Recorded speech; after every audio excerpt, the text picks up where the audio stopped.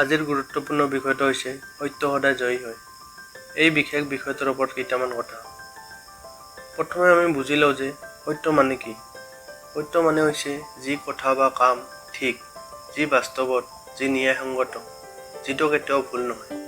আৰু জয় মানে হৈছে সফলতা, বিজয় আৰু শেষত সমাজৰ স্বীকৃতি। সঁচা কথা ক'লে বা সঁচা পথত চলিলে হয়তো আৰম্ভণিতে বিপদ আহে, বাধা আহে, কিন্তু অন্তত সেই সত্যই জয়ী হয়। এইটো জীৱনৰ এটি মূল্য সূত্ৰ। মহাত্মা গান্ধীৰ উদাহৰণ লোৱা। তেওঁ সত্য আৰু অহিংসাৰ ওপৰত নিৰ্ভৰ কৰি দেশৰ স্বাধীনতা আন্দোলন চলাইছিল। তেওঁক বহুবাৰ কাৰাগাৰত ৰখা হৈছিল, কিন্তু তেওঁ কোনোদিনে মিছা পথ বাছি নললে। তেওঁ সত্যৰ পথৰ পৰা কেতিয়াও বিচ্যুত নহল, আৰু শেষত সঁচাই জয়ী হল, ভাৰত স্বাধীন হল। বন্ধুসকল, মিছা কথা ক'লে হয়তো একেবাৰৰ বাবে কোনো লাভ বা সুবিধা পাব পাৰে, কিন্তু সেইটো দীঘলীয়া নহয়। মিছা কথা সদায় ভয় আৰু সন্দেহৰ সৃষ্টি কৰে।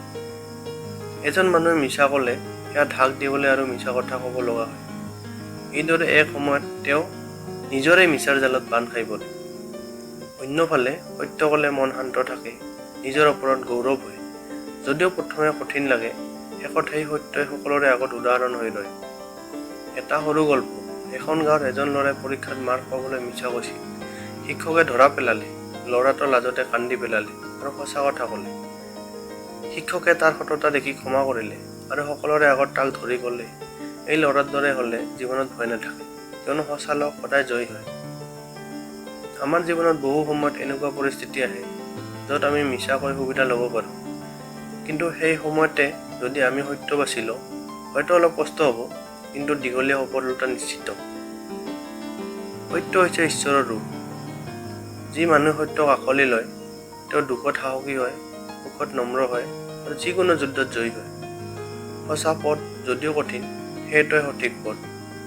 সেয়ে আহক আমি সকলোৰে ওপৰত একে কথা দি এই সংকল্প লওঁ, আমি জীৱনত সদায় সত্যৰ পথে চলিম, কাৰণ সত্য সদায় জয়ী হয়।